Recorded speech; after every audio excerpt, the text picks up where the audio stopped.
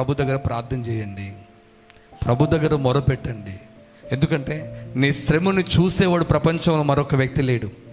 నీ శ్రమను గుర్తుపట్టేవాడు ప్రపంచంలో మరొక వ్యక్తి లేడు. అర్థమవుతుందా? నువ్వు పైకి నవ్వుతావు, నీ లోపల ఉన్న శ్రమ ఎవరికి తెలుసండి? చెప్పండి, ఎవరికి తెలుసండి? పైకి నవ్వుతున్నావు, నీ లోపల ఉన్న శ్రమ ఎవరికి తెలుసు చెప్పండి. ఇప్పుడు మీరు అనుకుంటారు, అన్న అసలు లైఫ్ మామూలు లైఫ్ కాదు, బ్రహ్మాండమైన లైఫ్, ప్రశాంతమైన జీవితం, ఏమీ కొదవలేదని మీరు అనుకుంటారు. నేను పడుతున్న శ్రమ మీకు తెలుసా? తెలీదు. మీరు పడుతున్న శ్రమ పక్క వాళ్ళకి తెలుసా అండి? తెలీదు. మీ జీవితంలో ఉన్న శ్రమ ఎవరికి తెలియదు. మీ శ్రమను గుర్తుపట్టిన వాడు దేవుడు. Praise the lord.